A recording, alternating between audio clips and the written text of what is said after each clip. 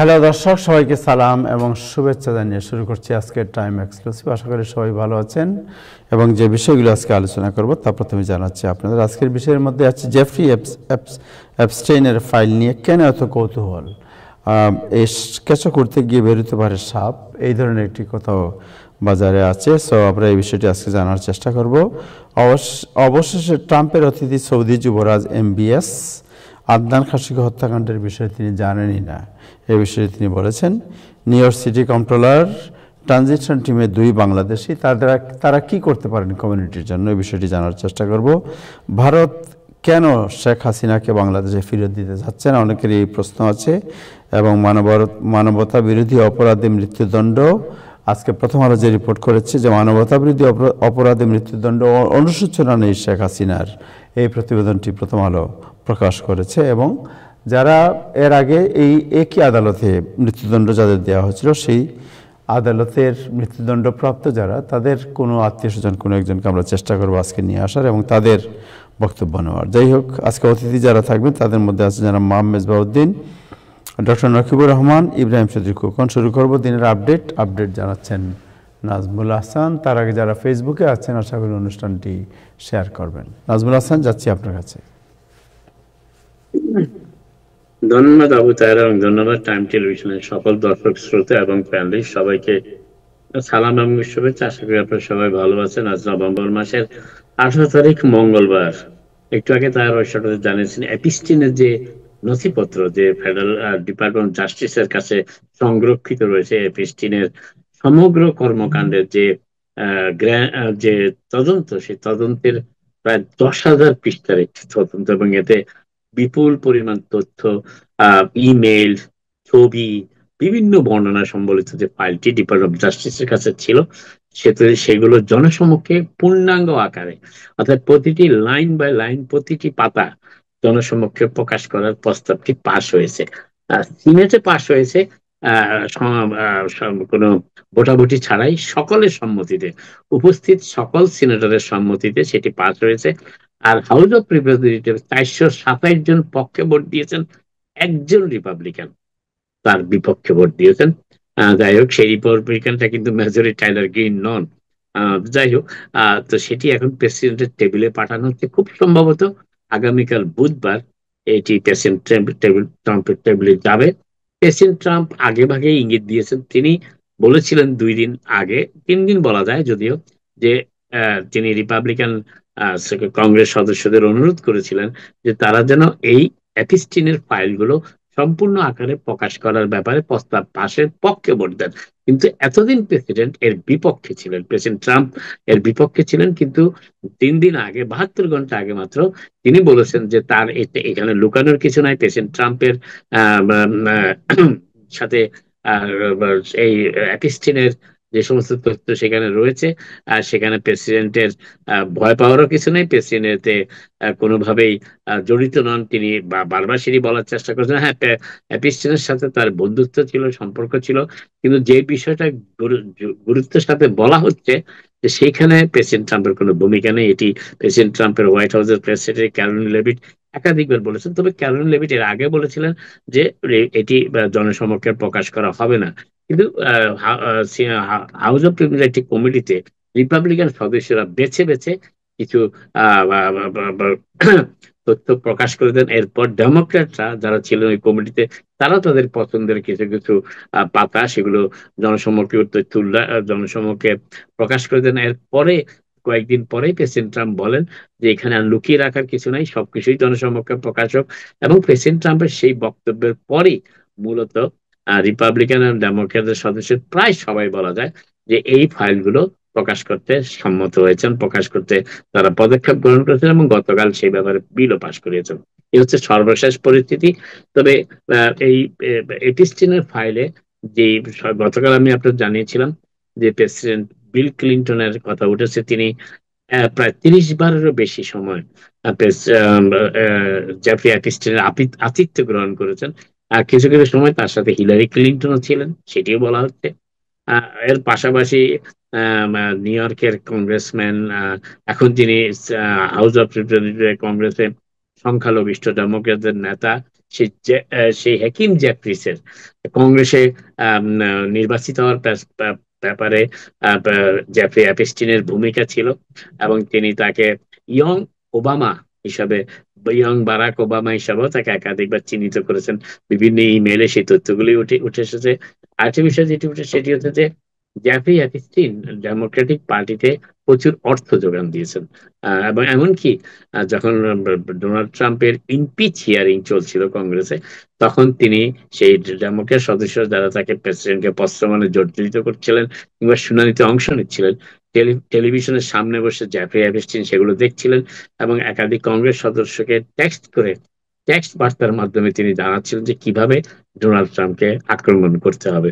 অর্থাৎ দেখা যাচ্ছে যে ডোনাল্ড ট্রাম্পের সাথে তার শেষ দিকে সম্পর্ক ব্যাপক অবনতি ঘটেছিল, এবং এবং তার পরিপ্রেক্ষিতে প্রেসিডেন্ট ট্রাম্পকে কিভাবে ক্ষমতা থেকে সরিয়ে ফেলা যায় এই উদ্যোগ, এবং সেটি একটি ইমপিচমেন্ট উদ্যোগ ছিল। সেই ইমপিচমেন্টে গুরুত্বপূর্ণ ভূমিকা ছিল এই জেফ্রি অ্যাপস্টিনের। সেই তথ্যটিও আজকে সেই ইমেলগুলোতে এতদিন যেগুলো প্রকাশিত হচ্ছে তাতে সেই তথ্যগুলো উঠে এসেছে। আরেকটি বিষয়, যুক্তরাষ্ট্রের একজন সাবেক প্রেসিডেন্ট বিল ক্লিন্টনের, যিনি ট্রেজারি সেক্রেটারি ছিলেন, অর্থ সচিব ছিলেন, অনেকে হয়তো আগের দিনের যদি ডলার বিল খুঁজে দেখে থাকেন তাহলে সেই ব্যক্তির স্বাক্ষরও রয়েছে।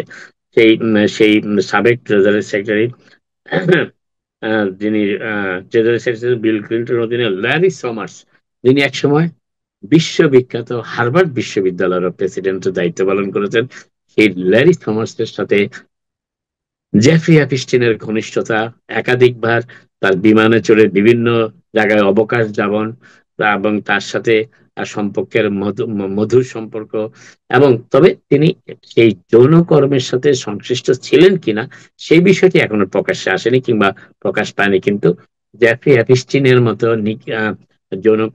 যৌন অপরাধে অভিযুক্ত ব্যক্তির সাথে তার সম্পর্কের জন্য তিনি নিজেই লজ্জিত, এমনটি তিনি জানিয়েছেন গতকাল। এবং তিনি বলেছেন যে এখন থেকে ল্যারি সোমার্স, এখন থেকে তিনি তার যে জনসমক্ষে তার যাওয়ার যে যে বিভিন্ন কর্মসূচি রয়েছে সেগুলোর প্রায় সবটুকুই তিনি বাদ দিয়ে দিবেন। কিছু কিছু হয়তো বা রেখে দিবেন, তবে যেহেতু তিনি এখনো হার্ভার্ড বিশ্ববিদ্যালয় একজন অধ্যাপক হিসাবে সংযুক্ত আছেন হার্ভার্ড বিশ্ববিদ্যালয়ের সাথে, তবে হার্ভার্ড বিশ্ববিদ্যালয়ের সাথে সম্পর্ক ছিন্ন করবেন কিনা কিংবা হার্ভার্ড বিশ্ববিদ্যালয় তাকে তার সাথে সম্পর্ক ছিন্ন করবে কিনা সেই বিষয়টি এখনো উঠে আসেনি। তবে লারি সোমার্স, যিনি প্রেসিডেন্ট বিল ক্লিন্টনের ট্রেজারি সেক্রেটারি ছিলেন, পরবর্তীতে হার্ভার্ডের প্রেসিডেন্ট হয়েছিলেন, তিনি আর জনসমক্ষে কোনো অনুষ্ঠানে তেমন আসবেন না। এটি তার লজ্জার ব্যাপার, তিনি খুবই লজ্জিত জেফ্রি অ্যাপস্টিনের সাথে সম্পর্কের কারণে, এবং সেটি প্রকাশ্যে বিবৃতি দিয়ে তিনি সেটি জানিয়েছেন গতকাল।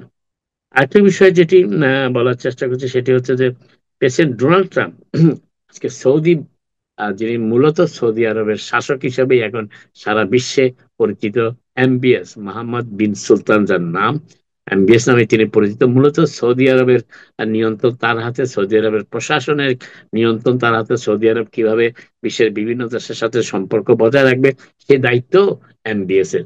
এবং তিনি প্রেসিডেন্ট ট্রাম্পের খুবই ঘনিষ্ঠ একজন বন্ধু। প্রেসিডেন্ট ট্রাম্পের প্রথম মেয়াদ থেকে তাদের বন্ধুত্বের ঘনিষ্ঠতা বৃদ্ধি পেতে থাকে। এমনকি প্রেসিডেন্ট ট্রাম্প যখন দায়িত্বভার ছেড়ে দেন, অর্থাৎ তিনি জো বাইডেনের কাছে পরাজিত হয়ে তিনি মারে লাগোতে ফিরে যান, সেই তারপরও এমবিএস এর সাথে প্রেসিডেন্ট ট্রাম্পের ঘনিষ্ঠ সম্পর্ক বজায় ছিল।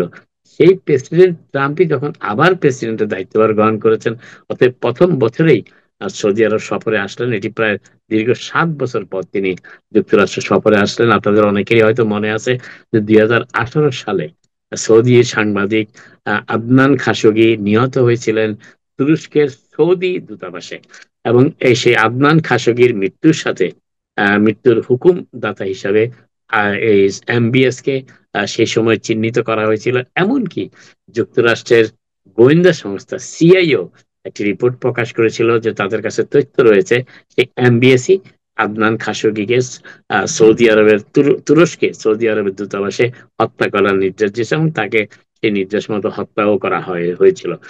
সেই সময় পরবর্তীতে যুক্তরাষ্ট্র প্রশাসনের সাথে বাইডেন প্রশাসন দায়িত্বভার গ্রহণ করে, এবং বাইডেন প্রশাসনের সাথে সম্পর্কটা অনেকটাই শীতল হয়ে যায়। যদিও এমবিএস এর সাথে একবার দেখা হয়েছিল প্রেসিডেন্ট বাইডেনের, কিন্তু সম্পর্কটা কখনো সেইভাবে আগের পর্যায়ে আসেনি। কিন্তু প্রেসিডেন্ট ট্রাম্প দায়িত্বভার গ্রহণ করার পর দুইজনের মধ্যে আবার সম্পর্কের সেই গভীরত্বের কারণে আবার সৌদি আরব এবং আমেরিকা যুক্তরাষ্ট্রের মধ্যে সম্পর্ক দৃঢ়ভাবে সংযুক্ত হতে থাকে, এবং প্রেসিডেন্ট ট্রাম্প ইতিমধ্যেই সৌদি আরবও সফর করেছেন। তবে যে বিষয়টি গুরুত্বপূর্ণ সেটি হচ্ছে যে যুক্তরাষ্ট্রের সাথে সৌদি আরবের একটি বিশাল অঙ্কের অর্থনৈতিক সম্পর্ক রচিত হতে যাচ্ছে, এবং এটি ছিল যদিও, কিন্তু প্রেসিডেন্ট ট্রাম্প এটিকে আরো ব্যাপক পর্যায়ে নিয়ে যেতে চাচ্ছেন, এবং সেই কারণে মূলত সৌদি বাদশার সফর। কিন্তু সৌদি বাদশার সফরকে কেন্দ্র করে প্রেসিডেন্ট ট্রাম্পকে আজকে যখন মঙ্গলবার, আজকেই তিনি এসেছিলেন হোয়াইট হাউসে, এবং আজকেই তাকে সাংবাদিকদের সামনে প্রশ্ন করা হয়। সাংবাদিকরা তার সামনেই প্রেসিডেন্ট ট্রাম্পকে প্রশ্ন করেন আদনান খাশোগি হত্যাকাণ্ডের ব্যাপারে, এবং এনবিএস কোনো কথা বলার আগে তিনি কোনো অবশ্যই মন্তব্য করেননি, তিনি পাশে দাঁড়িয়েছিলেন। তিনি প্রেসিডেন্ট ট্রাম্প তাকে ডিফেন্ড করেছেন, তার পক্ষ অবলম্বন করে তিনি বলেছেন যে কোনো ঘটনা ঘটতেই পারে, এবং যার কথা বলা হচ্ছে, অর্থাৎ আদনান খাশোগির কথা বলা হচ্ছে, যার কথা সাংবাদিকরা তুলেছেন, তিনি খুব একটা ভালো লোক ছিলেন না, কিন্তু তারপরেও যে কোনো ঘটনা ঘটতেই পারে। তবে এই হত্যাকাণ্ডের বিষয়টিতে এমবিএস অর্থাৎ মোহাম্মদ বিন সুলতান কিছুই জানতেন না। এটা এমবিএস এর মুখ থেকে বের হওয়ার আগে, মুখ থেকে এখনো বের হয়নি যদিও, মুখ থেকে বের হওয়ার আগে তার পক্ষ নিয়ে প্রেসিডেন্ট ট্রাম্প এই কথাটি সাংবাদিকদের বলেছেন, এবং তারপরেও তিনি সাংবাদিকদের কিছুটা ভর্ৎসনা সুরে বলেছেন যে আমাদের এখানে যিনি অতিথি হিসাবে এসেছেন তাকে এইভাবে অপ্রস্তুত করা সাংবাদিকদের জন্য ঠিক হচ্ছে না। তারপর তিনি প্রেসিডেন্ট বলেছেন তিনি মনে করেন না আদনান খোশগি এই ধরনের হত্যাকাণ্ডের সাথে আদনান খোশগি হত্যাকাণ্ডের সাথে এমবিএস জড়িত, এবং এই বিষয়টি এখানেই শেষ, সেটা তিনি বলেছেন। যদিও যুক্তরাষ্ট্র সিআইএ রিপোর্টে রয়েছে যে আদনান খাশোগিকে হত্যা করার পিছনে এমবিএস এর নির্দেশ ছিল, এবং সেই নির্দেশই পালন করেছে সেই সময় একটি গুপ্ত ঘাতকরা সৌদি দূতাবাসে যারা লুকিয়ে ছিল, এবং আদনান খাশোগি সেখানে তার একটি কাজের জন্য যাওয়ার পরেই তাকে ভিতরে নিয়ে যাওয়া এবং তাকে সেখানে হত্যা করে করা হয় বলে অভিযোগ উঠেছিল সেই 2018 সালে। আরেকটি বিষয় যেটি বলার চেষ্টা করছি সেটা হচ্ছে যে যে আহ, একজন ফেডারেল জাজ, যিনি হচ্ছেন, তার নাম হচ্ছে মাই ডিগাস্টিনো, তিনি আজকে নিউ ইয়র্কের একটি আইন, নিউ ইয়র্কের স্টেট এবং সিনেটে পাশ হয়েছিল একটি আইন, যে নিউ ইয়র্ক স্টেটের কোন আদালত থেকে আইস কর্তৃপক্ষ অর্থাৎ ইমিগ্রেশন এবং কাস্টম এনফোর্সমেন্ট আদালতের প্রাঙ্গণ থেকে কাউকে গ্রেফতার করতে পারবে না। কিন্তু এই এক ধরনের একটি আইন পাশ হয়েছিল, এবং এই আইনের বিরুদ্ধে ডিপার্টমেন্ট অফ জাস্টিস আপিল করেছিল, মামলা দায়ের করেছিল, এবং নিউ ইয়র্কের একজন ফেডারেল জাজ আজকে সেই মামলার নিউ ইয়র্ক স্টেটের আইনকেই বলবৎ রাখার নির্দেশ দিয়েছেন। অর্থাৎ এর অর্থ দাঁড়াচ্ছে যে নিউ ইয়র্ক স্টেট আইন অনুযায়ী কোন ফেডারেল কিংবা স্টেট কিংবা সিটি কোর্ট হাউস থেকে কোনো ব্যক্তিকে যেন আইস গ্রেপ্তার করতে না পারে, সেই আদেশটি বহাল থাকছে সেই ফেডারেল জাজ মাই ডাগস্টিনো। তবে এখনো জানা যায়নি যে এটি পরবর্তী আদালত অর্থাৎ কোর্ট অফ অ্যাপিলস, এরপরে সুপ্রিম কোর্ট, সেই পর্যায়ে যাবে কিনা ডিপার্টমেন্ট অফ জাস্টিস সেই বিষয়ে তারা কোনো মন্তব্য করেনি। তবে তারা আপিল না করা পর্যন্ত নিউ ইয়র্কের কোনো আদালত ভবন থেকে আর কোনো ব্যক্তিকে আইস কর্তৃপক্ষ গ্রেপ্তার করতে পারবে না ফেডারেল জাজের এই নির্দেশ অনুযায়ী, এবং এটি নিউ ইয়র্ক স্টেটের একটি আইন। আরেকটি বিষয় যেটি বলার চেষ্টা করছি সেটা হচ্ছে যে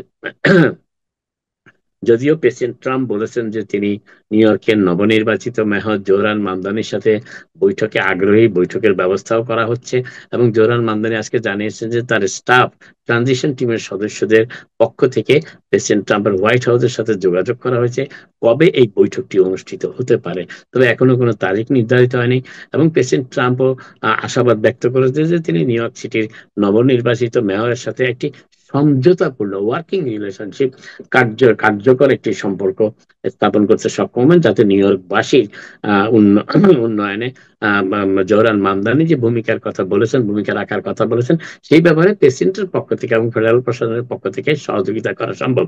কিন্তু যখনই প্রেসিডেন্ট এই কথাটি বলেছেন তার 24 ঘন্টা পার না হতেই প্রেসিডেন্ট ট্রাম্পের ইমিগ্রেশন জার হিসেবে যিনি পরিচিত, ডিপোর্টেশন জার অথবা তাকে বলা হয় বর্ডার জার, টম হোমান বলেছেন যে নিউ ইয়র্ক সিটিতে আইসের অপারেশন অর্থাৎ আইসের কার্যক্রম বাড়ানোর প্রক্রিয়াটি চূড়ান্ত হয়েছে, এবং যে কোনো সময় সেটি শুরু হবে, এটিও তিনি আজকে জানিয়েছেন। এবং তারা বলেছেন যে আগামী দিনগুলোতে নিউ ইয়র্ক সিটির বিভিন্ন স্থানে আইস এবং বিভিন্ন ফেডারেল পুলিশের ব্যাপক উপস্থিতি লক্ষ্য করতে পারবে স্থানীয় বাসিন্দারা, সেটিও তিনি আজকে উল্লেখ করেছেন।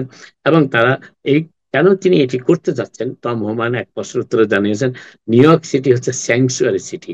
এই স্যাংচুয়ারি সিটির আওতায় এমন সব লোককে আশ্রয় দেওয়া হয়, কিংবা এমন সব লোকের নিরাপত্তার ব্যবস্থা করা হয় যাদেরকে ফেডারেল সরকারের এনফোর্সমেন্ট প্রক্রিয়া থেকে দূরে সরে রাখার একটি উদ্যোগই হচ্ছে স্যাংচুয়ারি সিটি। এবং যুক্তরাষ্ট্রের সকল নাগরিক যারা নিউ ইয়র্ক সিটিতে কিংবা আশেপাশে কিংবা স্টেটে বসবাস করে, তাদের নিরাপত্তার খাতিরেই ফেডারেল সরকার ইমিগ্রেশন, কাস্টম এনফোর্সমেন্ট এবং অন্যান্য হোমল্যান্ড সিকিউরিটির বিভিন্ন প্রশাসনিক এবং এনফোর্সমেন্ট বিভাগ নিউ ইয়র্ক সিটিতে সেই সমস্ত ইমিগ্রেন্ট যারা যারা এই দেশে প্রথমত বৈধভাবে বসবাস করছে না, দ্বিতীয়ত বিভিন্ন ধরনের ক্রিমিনাল কর্মকাণ্ডের সাথে জড়িত, তাদের খুঁজে বের করে গ্রেফতার করে যুক্তরাষ্ট্র থেকে বহিষ্কার করার প্রেসিডেন্ট ট্রাম্পের নির্দেশটিকে ত্বরান্বিত করার এবং দ্রুত বাস্তবায়ন করার পদক্ষেপ হিসেবেই তারা এই কর্মসূচি গ্রহণ করতে যাচ্ছেন। যদিও জোহরান মামদানি বলেছিলেন যে প্রেসিডেন্ট ট্রাম্পের সাথে তার বৈঠককালে তিনি নিউ ইয়র্ক সিটির আইস অপারেশনের ব্যাপারে, ইমিগ্রেশন এবং কাস্টম এনফোর্সমেন্টের ব্যাপারে কথা বলবেন। গভর্নর হোকুলও বলেছেন যে তিনিও প্রেসিডেন্ট ট্রাম্পকে বোঝানোর চেষ্টা করবেন যে নিউ ইয়র্কের আইন শৃঙ্খলা পরিস্থিতি ব্যাপক উন্নতি ঘটছে দিনে দিনে, এবং এখানে ফেডারেল কর্তৃপক্ষের এনফোর্সমেন্টের কোনো প্রয়োজন নেই, অর্থাৎ আইস কিংবা অন্যান্য ফেডারেল সরকারের যে নিরাপত্তা কর্মী রয়েছে তাদের নিউ ইয়র্ক শহরে কিংবা নিউ ইয়র্ক স্টেটে তাদের তেমন কোনো ভূমিকা রাখার প্রয়োজন এখনো হয়নি। তবে প্রেসিডেন্ট ট্রাম্প অবশ্য যদিও সমঝোতার আশ্বাস ব্যক্ত করেছেন, কিন্তু টম হোমানের এই বক্তব্যটি জনমনে কিছুটা উদ্বেগেরও সৃষ্টি করেছে। আপাতত যদিও সিটি হলের পক্ষ থেকে মেয়র এরিক অ্যাডামসের পক্ষ থেকেও একটি বিবৃতি দেওয়া হয়েছে, তারা বলেছেন যে নিউ ইয়র্ক সিটি আইন শৃঙ্খলা পরিস্থিতি ফেডারেল সরকারের হস্তক্ষেপের কোনো সুযোগ রাখে না, সেটিও তারা বলেছেন। মেয়র এরিক অ্যাডামসের প্রশাসনের পক্ষ থেকে এই বিবৃতিটি দেওয়া হয়েছে। নিউ ইয়র্ক সিটি পরবর্তী আরেকটি বিষয় যেটি বলা হচ্ছে সেটি জোহরান মামদানি অবশ্য আজকে বলেছেন যে গতকাল যদিও আমি আপনাদের জানিয়েছিলাম যে $1 মিলিয়ন যে লক্ষ্যমাত্রা তারা নির্ধারণ করেছিলেন ট্রানজিশন টিমের জন্য, সেটি ইতিমধ্যেই সংগ্রহ করা সম্ভব হয়েছে। কিন্তু আজকে জোহরান মামদানি জানিয়েছেন যে কোনো কিছুই এখন আর বিনামূল্যে পাওয়া যায় না, কোনো সেবাই বিনামূল্যে পাওয়া যায় না, এবং ট্রানজিশন টিমের যে সুষ্ঠু প্রক্রিয়া অব্যাহত রাখতে অন্তত পক্ষে জানুয়ারি 1 তারিখ পর্যন্ত তাদের $4 মিলিয়ন প্রয়োজন, উঠেছে মাত্র $1 মিলিয়ন। তারা নিউ ইয়র্ক, যদিও তারা ধনাঢ্য ব্যক্তিদের কাছ থেকে সাহায্য আশা করেন না, সেই জন্য নিউ ইয়র্ক সিটির সাধারণ মানুষ যাতে এই ট্রানজিশন প্রক্রিয়া যে এখনো $3 মিলিয়ন প্রয়োজন তাতে সহযোগিতার হাত বাড়িয়ে দেন। নিউ ইয়র্কের পরবর্তী মেয়র জোহরান মামদানি আজকে এই অনুরোধটি করেছেন নিউ ইয়র্ক সিটি বাসিন্দাদের প্রতি। আপাতত এখানে শেষ করি, আবার আপনার সাথে কথা হবে। আপনারা সবাই ভালো থাকুন। Thank you Nazmul Ahsan, thank you, আপনাকে অনেক ধন্যবাদ। জোহরান মামদানি এন্ড ট্রাম্পের মধ্যে যদি সাক্ষাৎ হয় তাহলে সে সাক্ষাতে কি হতে পারে, কি দৃশ্য হতে পারে বলে মনে হয় আপনার? দুই ধরনের দৃশ্য হতে পারে। যেমন প্রথমে তিনি তাকে কমিউনিস্ট বলে একটু গালমন্দ করতে পারেন, যদিও জোহরান মামদানি এটাতে অভ্যস্ত, এবং জওহরলাল মামদানি এই ধরনের সিচুয়েশন, বিশেষ করে ডেমোক্রেটিক সোশ্যালিস্টরা তারা সামনাসামনি খুব ভদ্র থাকে, বেরিয়ে এসে সাংবাদিকদের সামনে অবশ্য জ্বালা মিটায়, কিন্তু জওহরলাল মামদানি খুব কাম কোয়াইট থাকবেন প্রেসিডেন্টের সাথে। কারণ জওহরলাল মামদানির দুইটি মিশন আমি মনে করি। একটি মিশন হচ্ছে যে প্রেসিডেন্টের মনোভাব জানার চেষ্টা করবেন। আসলে প্রেসিডেন্ট যে মাঝে মাঝে 360 ডিগ্রি ঘুরে যান বিভিন্ন বিষয়ে, এই বিষয়টা তিনি একেবারে ফার্স্ট হ্যান্ড জানার চেষ্টা করবেন। দ্বিতীয়টি যেটা তিনি প্রেসিডেন্ট ট্রাম্প একটু সুশ্রী দেওয়ার চেষ্টা করবেন, কারণ তিনিও একজন নিউ ইয়র্কার। জোহরান মামদানি হয়তো প্রেসিডেন্ট ট্রাম্পকে বলার চেষ্টা করবেন, আপনিও একজন নিউ ইয়র্কার, আমি একজন নিউ ইয়র্কার, আমি নিউ ইয়র্কের দায়িত্ব পেয়েছি, নিউ ইয়র্কের জনগণ আমাকে ভোট দিয়ে নির্বাচিত করেছে, অতএব একজন নিউ ইয়র্কার হিসাবে আপনার সহযোগিতা আমি চাইতেই পারি। এখন প্রেসিডেন্ট ট্রাম্প কোন কৌশলে হঠাৎ করে 360 ডিগ্রি ঘুরে গেলেন, একজন কমিউনিস্ট মেয়রের সাথে সম্পর্ক স্থাপন করতে চাচ্ছেন, এইটা আমার মনে হয় ডেমোক্রেটিক, বিশেষ করে চাক শুমারের উপর প্রেসিডেন্ট ট্রাম্পের বেজায় ক্ষোভ, হাকিম জেফ্রিসের উপর আছে, গভর্নর হোকুলের উপর আছে। এই তিনজনকে ডেমোক্রেটিক সোশ্যালিস্ট দ্বারা কোণঠাসা করার ব্যাপারটি প্রেসিডেন্ট ট্রাম্পের মাথায় বেশ ভালোভাবে কাজ করছে বলে আমার মনে হয়। তার কারণ এতে তার দুটো লাভ। একটা হচ্ছে এদেরকে এখানে একটু নাস্তানাবুদ করতে পারলেন, কারণ আপনারা জানেন যে জোহরান মামদানিকে সমর্থনের ব্যাপারে হাকিম জেফ্রিস এবং সিনেটর শুমার যথেষ্ট ইতস্তত করেছিলেন। সিনেটর সমর্থ করেনি এন্ডোর্সমেন্ট, কিন্তু এবং গভর্নর হোকুরও যেটি করেছেন সেটি অনেকটা তাকে গা বাঁচানোর কথা, যেটা আমরা বলি থাকি, কারণ তিনিও গভর্নর নির্বাচন করছেন আগামী বছর এবং তিনিও ডেমোক্রেটিক সোশ্যালিস্টদের সমর্থন চান। বিশেষ করে জোহরান মামদানি এই প্রায় 1 মিলিয়নেরও বেশি ভোট যদি এর একটি বড় অংশ হুকুম গ্রহণ পেতে পারেন, তাহলে তার জন্য গভর্নর পদে লড়াই সহজ হবে। তবে আমার যেটি ধারণা সেটি হচ্ছে যে এটি একটি কৌশলী সিদ্ধান্ত ডোনাল্ড ট্রাম্পের, এবং কৌশলী উত্তরও দেওয়ার জন্য প্রস্তুত জোহরান মামদানি। সো আপনার কি মনে হয় যে জোহরান মামদানি তো তার অবস্থান থেকে নড়েন না, কিন্তু ট্রাম্প যেভাবে উচ্চবাচ্য হুঙ্কার দিচ্ছিলেন তিনি নিজেই এখন মনে হচ্ছে তার সুর নরম হয়ে গেল? না, এখানে সাহেব একটা জিনিস আমাদেরকে মনে রাখতে হবে, ডেমোক্রেট নিউ ইয়র্ক সিটির কথা বাদই দিলাম, ডেমোক্রেটিকরা গভর্নর পদে জিতে গেছেন 2টি স্টেটে, এবং অন্যান্য স্টেটেও ডেমোক্রেটদের মানে আশার সঞ্চার হয়েছে। ল্যান্ডস্লাইড ভিক্টরি কোথায় হয়নি, আশার সঞ্চার হয়েছে। তার কারণটা কি? ডোনাল্ড ট্রাম্পের জনপ্রিয়তা কমতে শুরু করেছে, দ্রব্যমূল্যের বৃদ্ধি, যে জন্য তিনি ট্যারিফের ব্যাপারে 360 ডিগ্রি অবস্থান নিয়েছেন, ঘুরে গেছেন। যেই বিষয়টি গুরুত্বপূর্ণ ডোনাল্ড ট্রাম্পের প্রেসিডেন্সির জন্য, সেটা হচ্ছে আগামী মিড টার্ম নির্বাচন। এই মিড টার্ম নির্বাচনে হাউজের তার যে এখন যে সংখ্যা গরিষ্ঠতা, এটি খুবই স্লিম। বলা যায় যে যুক্তরাষ্ট্রের ইতিহাসে, অন্তত 100 বছরের ইতিহাসে এত স্লিম ব্যানার্জি মাত্র 4টি কি 5টি আসনে।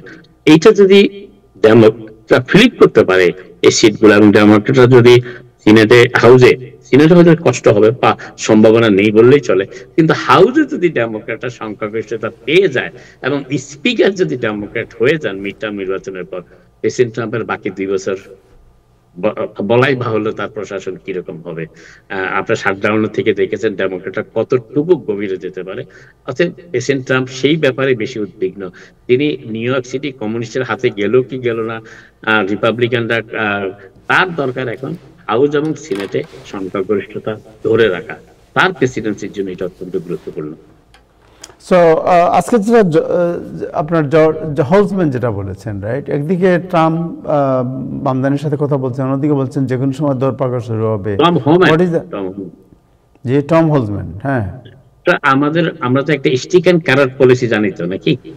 না, আমরা জানি, কিন্তু ব্যাপার হচ্ছে মেসেজটা কি? মানে একদিকে আমি আলাপ করব, অন্যদিকে আমি অপারেশন শুরু করব, এই সিগন্যালটা কি? আমরা যদি প্রেসিডেন্ট ট্রাম্পের গত 6 মাস কিংবা 9 মাসের কার্যক্রম একটু বিশ্লেষণ করি, তাহলে একটা জিনিস আমরা সেখানে পাই, সেটা হচ্ছে যে প্রেসিডেন্ট ট্রাম্প এই ইমিগ্রেশন এনফোর্সমেন্টটাকে ডেমোক্রেটিক সিটিগুলোর উপরে খড়গ হাতে ব্যবহার করার চেষ্টা করেন। এখন টম হলম্যান যে কথাটা বলেছেন, আমি এটা বলবো যে একদিকে প্রেসিডেন্ট ক্যারট দিচ্ছেন, ক্যারট ঝুলাচ্ছেন জোহরান মামদানিকে, আর আরেকদিকে হুমায়ুনকে দিয়ে স্টিক লাগাচ্ছে, স্টিকের টাও রেডি করছেন। এখন এটা ডিপেন্ড করে কোন দিকে তারা যান। সো এখন আমার পার্সোনাল অপিনিয়ন হচ্ছে জোহরান মামদানি, আমরা যে জোহরান মামদানিকে নির্বাচনের সময় দেখেছি, নির্বাচনের বক্তৃতায় দেখেছি, কিংবা নির্বাচনী প্রচারে দেখেছি, সেই জোহরান মামদানিকে আমরা সেইভাবে হয়তোবা প্রেসিডেন্ট ট্রাম্পের সাথে তিনি যখন বৈঠক করবেন তখন তিনি হয়তো সেইভাবে থাকবেন না, কারণ তিনি তখন কাকে তারা ভোট দিয়েছে আর কাকে তারা ভোট দেয়নি এই বিষয়টা ইম্পর্টেন্ট না।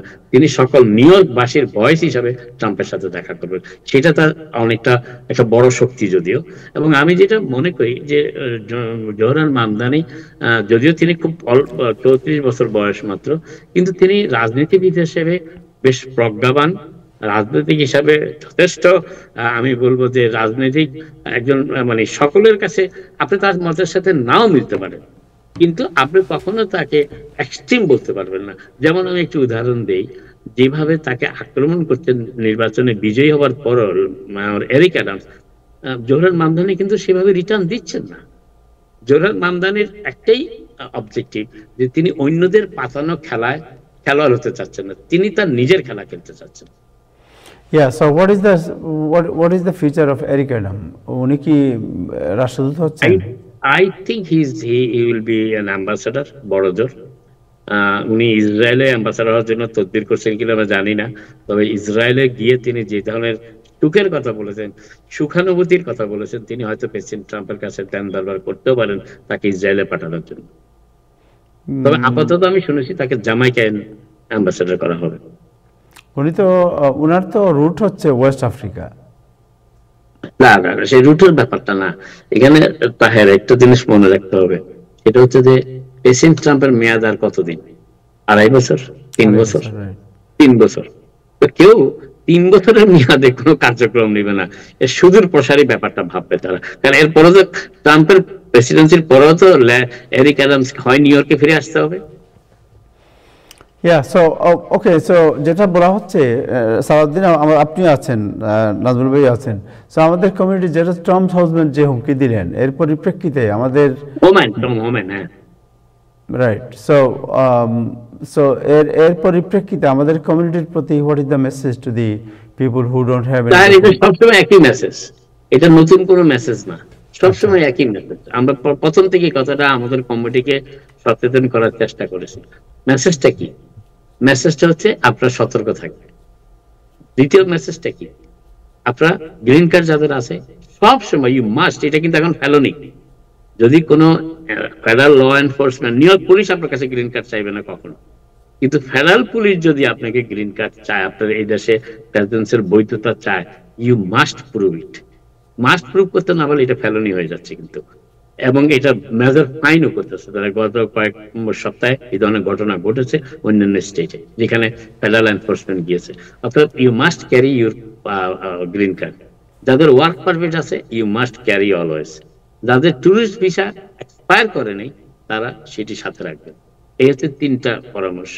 আর সিটিজেন যারা যুক্তরাষ্ট্রে আছেন তারা ম্যান্ডেটরিলি বাধ্য না, তবে তাদের কোনো না কোনো আইডেন্টিফিকেশন রাখতে হবে যাতে ফেডারেল পুলিশ তাদের আইডেন্টিফিকেশনটা চেক করতে পারে। That could be anything you want. US passport card হইতে পারে, আপনার এনহান্স ড্রাইভার্স লাইসেন্স হইতে পারে, আপনার পাসপোর্টও হইতে পারে, এনি আদার, ইভেন কি আপনার মেডিকেল কার্ডও হইতে পারে। দ্যাট কুড বি, কারণ medical card is federally issued. Medical card কিন্তু ইলিগালদের ইস্যু করা হয় না। সো ইনহ্যান্স কার্ড যেটা বললেন যে রিয়েল আইডি, যেটা রিয়েল আইডি তো আপনার একমাত্র সিটিজেন ছাড়া অন্য কাউকে দেওয়া হয় না। না না, রিয়েল আইডি না, না না, এখানে 2টা কথা আছে কিন্তু। রিয়েল আইডি না, এনহান্সড আইডি সিটিজেনকে দেওয়া হয়। রিয়েল আইডি এই দেশে যারা বৈধভাবে থাকার সুযোগ আছে, যাদের গ্রিন কার্ড আছে, আনএক্সপায়ার্ড ওয়ার্ক পারমিট আছে, তাদেরকে দেওয়া। এমনকি আমি শুনেছি, দেখেছি অবশ্য কয়েকটা, যাদের ভিসা ধরেন কিন্তু সেখানে লিখে দেওয়া হয় যে যেদিন তাকে আমেরিকাতে ঢোকার সময় তার যে এক্সপায়ারেশন ডেটটা দেওয়া হয়েছে, ভিসা 5 বছরের থাকতেই পারে কিন্তু আমেরিকাতে থাকার অনুমতি সাধারণত গড়পড়তা 6 মাসের বেশি দেওয়া হয় না। তো অতএব সেক্ষেত্রে এবং যাদের foreign passport with American visa আছে তারা কিন্তু নতুন করে রিয়েল আইডি বানানোর কিছু নাই। তাদের ওই বাংলাদেশ কিংবা বিশ্বের যে কোনো দেশের পাসপোর্টে যদি ইউএস ভিসা থাকে এবং সেটা যদি আনএক্সপায়ার্ড ভিসা হয় তাহলে they can use it as a real ID. Thank you so much. Salauddin কিছু বলবেন? থ্যাংক ইউ তার ভাই। নাজুল ভাই ডিটেলস বলেছেন, মানে একটু ট্রাম্প মামদানির যে বৈঠকের বিষয়টা নিয়ে, এটাই কিন্তু এখন আমাদের নিউ ইয়র্কে শুধু না, আমার মনে হয় সারা আমেরিকার একটা খুব গুরুত্বপূর্ণ একটা বিষয় হয়ে দাঁড়িয়েছে। এবং আমি একটু আগে বিভিন্ন পত্রিকার বা বিভিন্ন মিডিয়ার ওয়েবসাইটে আমি দেখছিলাম, সেখানে বিশ্লেষণে দেখলাম যে কেউ কেউ মন্তব্য করছেন যে এই ট্রাম্প মামদানির বৈঠকটা একটা আন্তর্জাতিক ইন্টারন্যাশনাল বৈঠক হিসেবে তুলনা করা হচ্ছে। কারণটা আমরা জানি যে বিভিন্ন ধাপ পেরিয়ে কত কথা নির্বাচনকে ঘিরে সবকিছু মিলেই যে চার্মটা রয়েছে সেটা এখনো কিন্তু বলবৎ রয়েছে, যে কারণে বলা হচ্ছে যে এটা একটা ইন্টারন্যাশনাল আন্তর্জাতিক একটা আলোচনার বৈঠক হতে পারে। এবং সে 2 দপ্তর থেকে ট্যাক্স চালাচালি হচ্ছে মামদানির অফিস থেকে বা মামদানির যে নির্বাচনী যে ক্যাম্পেইন রয়েছে তাদের পক্ষ থেকে এবং ট্রাম্পের হোয়াইট হাউসের পক্ষ থেকেও যতদূর আমি দেখলাম। এবং পাশাপাশি যেটা ধারণা করা হচ্ছে যে 1 জানুয়ারি মামদানি শপথ নেওয়ার আগেই এই বৈঠকটা হওয়ার একটা সম্ভাবনা রয়েছে এবং সেটাই নাকি 2 মহল থেকে চাওয়া হচ্ছে। এবং ফিউচারটা এটাই। সালাউদ্দিন আমি একটু আপডেট দেই, এটা খুব সম্ভবত এই সপ্তাহেই হবে। জি, থ্যাংক ইউ। এবং পাশাপাশি যেটাকে মানে প্রায়োরিটি দেওয়া হচ্ছে বিভিন্ন মিডিয়ার খবর যেটা আমি দেখতে পারলাম যে নিউ ইয়র্কের উন্নয়ন সার্বিকভাবে, যেটা নাজমুল ভাই একটু আগে বিশ্লেষণ করলেন, আসলেই তাই যে প্রেসিডেন্ট ট্রাম্প একসময় নিউ ইয়র্কে ছিলেন।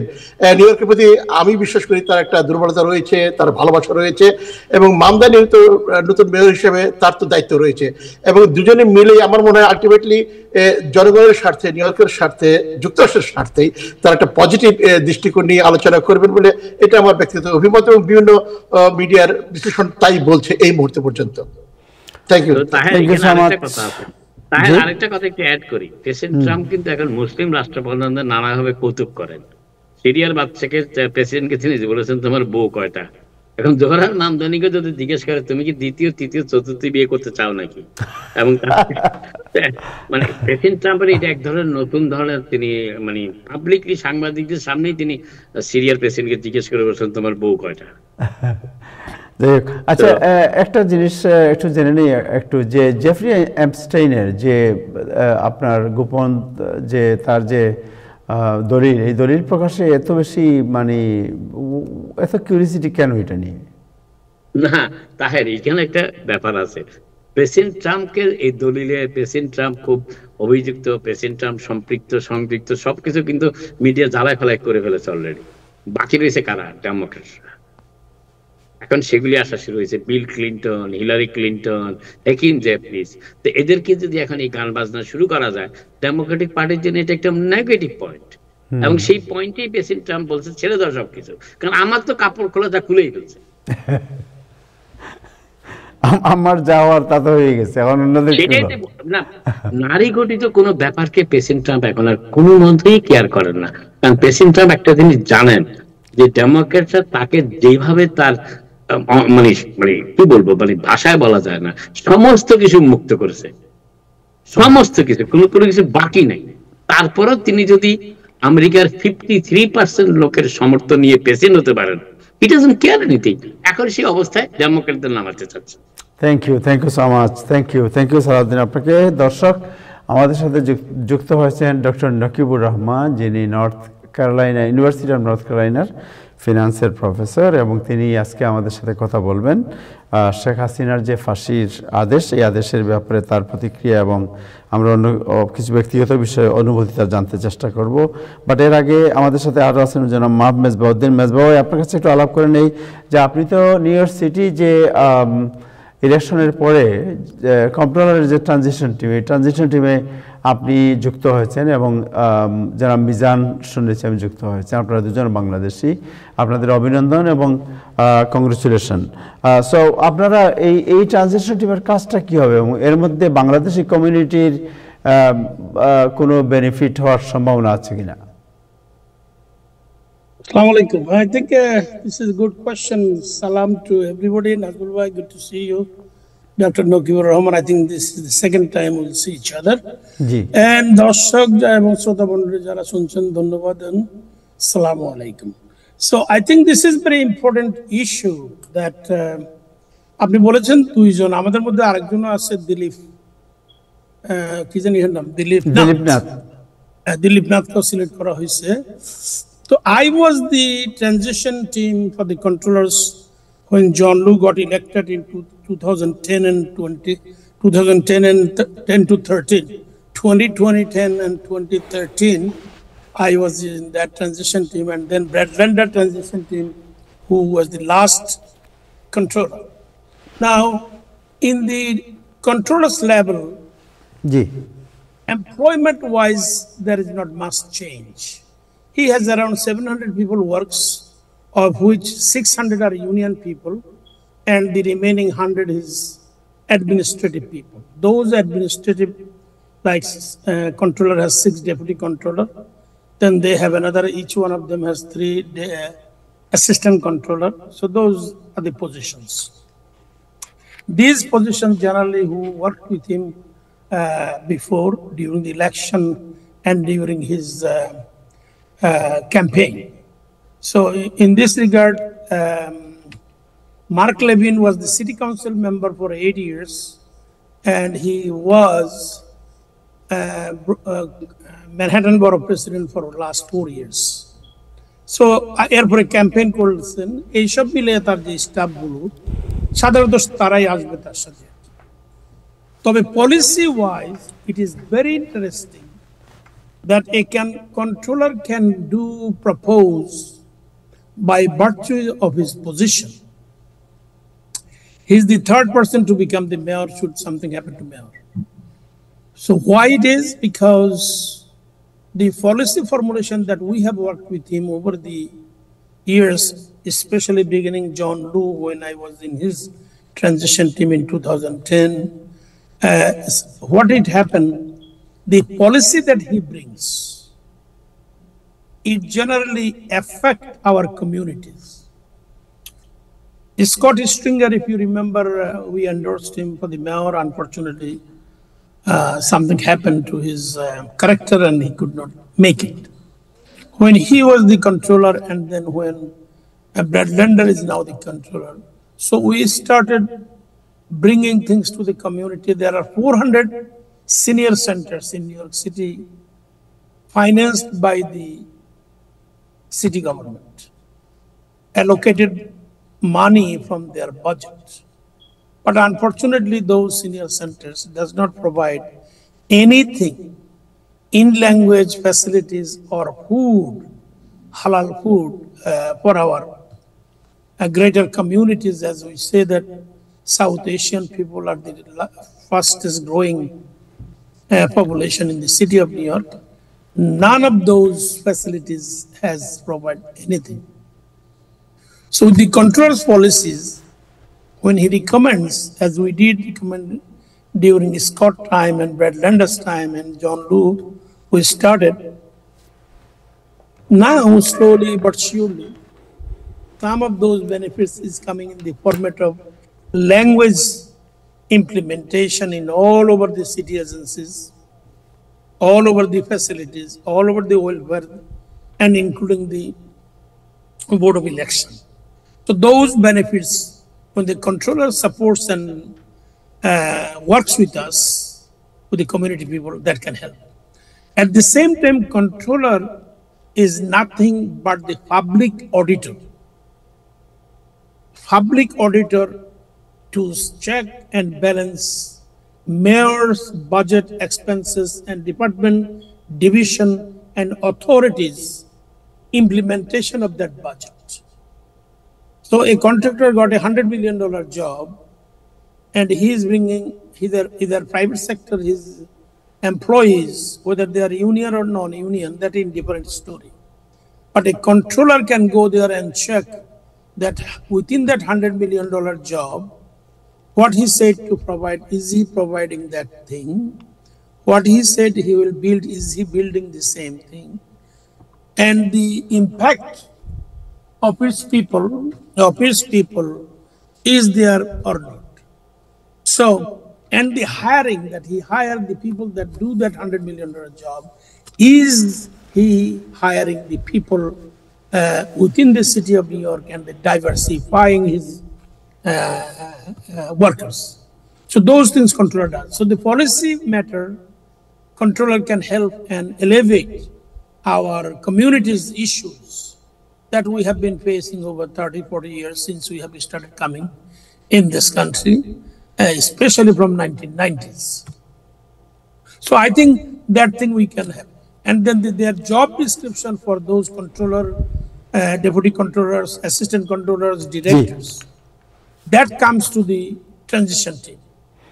We can modify, like when John Liu and Brad Lender time, we helped manage that they cannot send the city contracts outside other than the union people.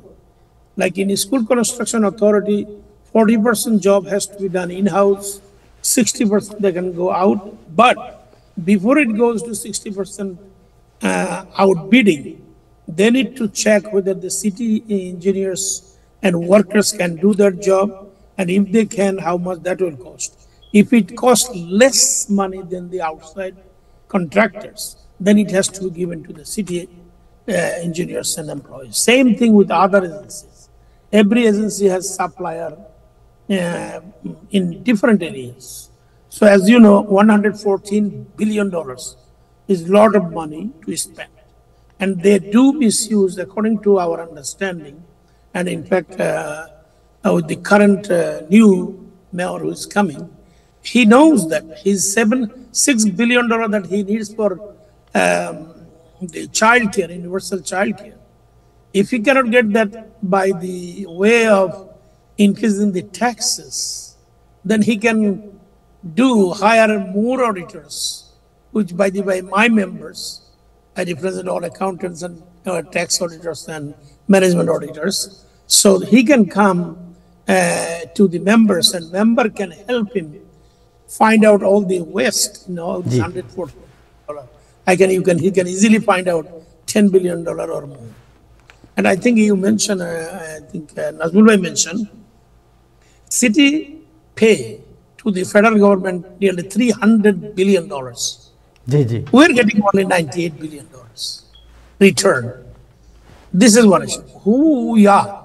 We are talking about New York State gets 98 billion, of which 9.7 billion strictly comes from the federal government to the city. No, I understand, but the Bangladeshi যারা controller office তো অনেক লোককে নতুন higher করবে, so Bangladeshi কমিউনিটির যারা বিভিন্ন পদে আগ্রহী চাকরির জন্য কন্ট্রোলার অফিসে, তো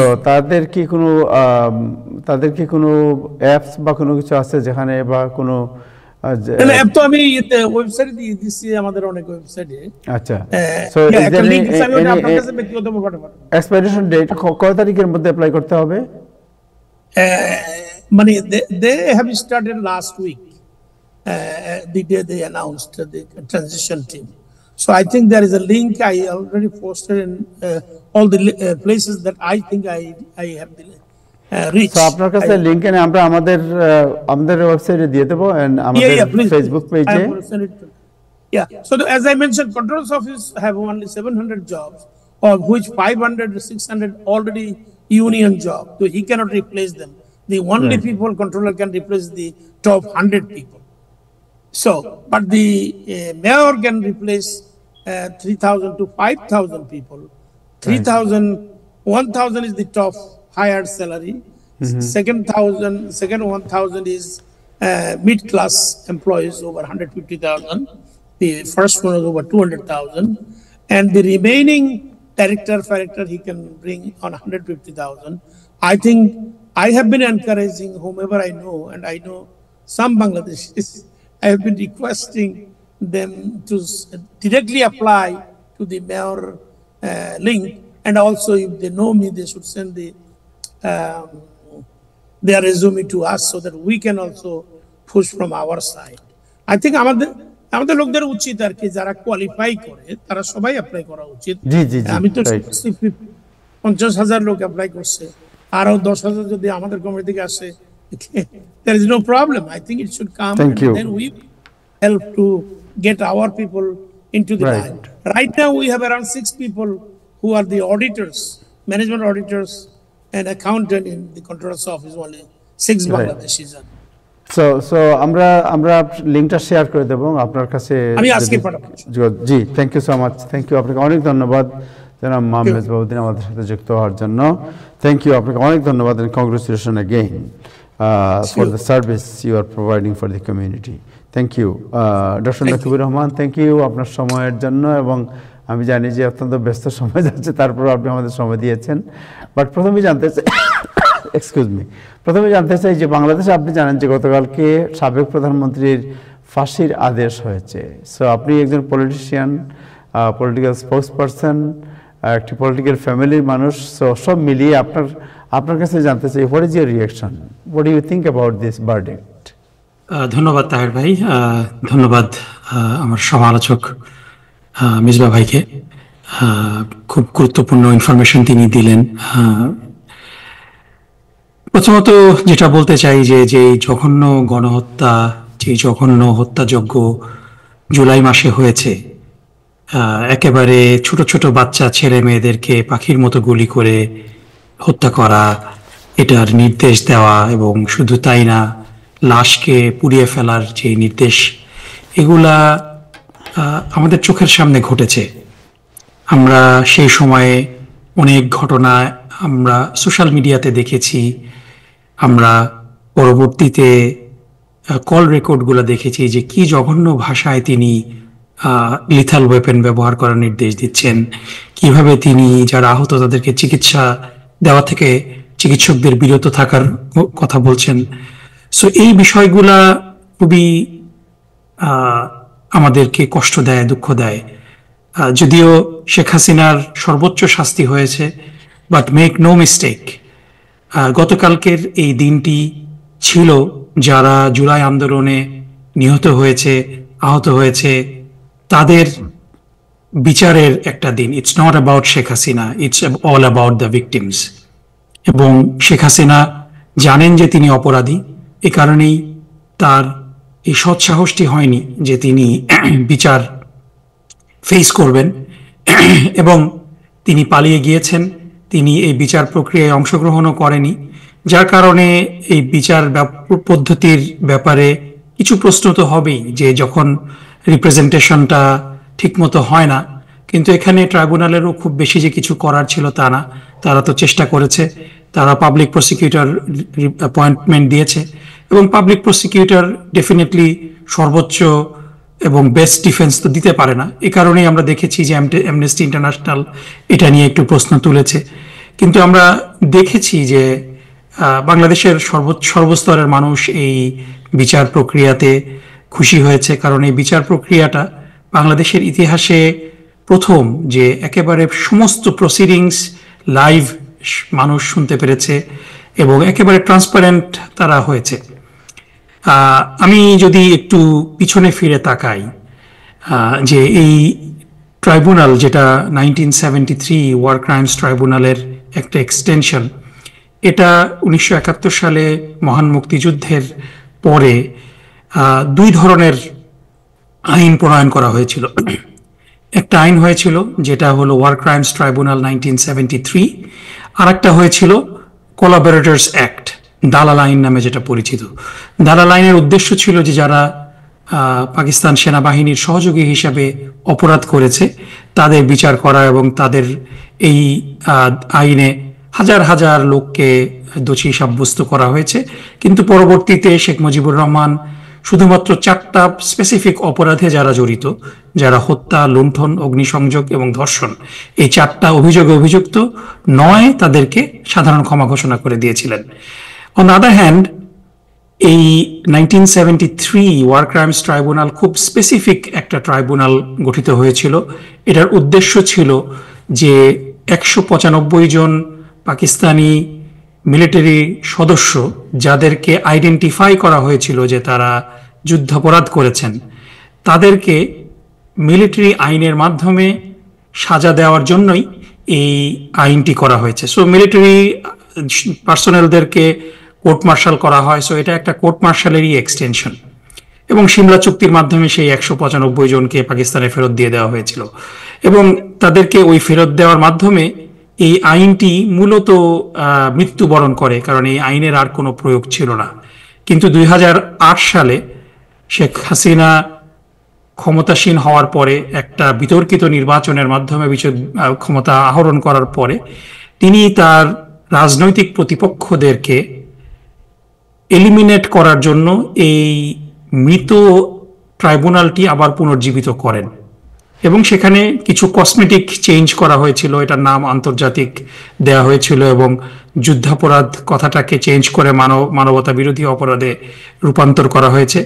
এবং শহীদ সালাউদ্দিন কাদের চৌধুরী খুব সুন্দর করে বলেছিলেন যে এই ট্রাইব্যুনালের শুধুমাত্র মাইক্রোফোনগুলো ছাড়া কোনো কিছুই আন্তর্জাতিক না, কারণ আন্তর্জাতিক কমিউনিটি, যারা মানবাধিকার সংস্থা রয়েছে, যারা আইন প্রণয়ন নিয়ে এবং আইনের প্রয়োগ নিয়ে কাজ করেন, যে বিভিন্ন আইনি সংস্থা, প্রত্যেকে উইথাউট এনি এক্সেপশন প্রত্যেকে এই ট্রাইব্যুনালের সমালোচনা করেছে, বলেছে যে এই ট্রাইব্যুনালের মাধ্যমে ন্যায় বিচার পাওয়া যাবে না। এবং তারা 4টি মূল অবজেকশন দিয়েছিল। প্রথম অবজেকশনটা হলো যে যেহেতু এই ট্রাইব্যুনাল স্পেসিফিক্যালি অভিযুক্ত মিলিটারি পার্সোনেলদেরকে বিচার করার জন্য তৈরি করা হয়েছে, এটা যাদেরকে অভিযুক্ত করা হয় তাদের কনস্টিটিউশনাল সমস্ত অধিকারকে রহিত করে দেয়।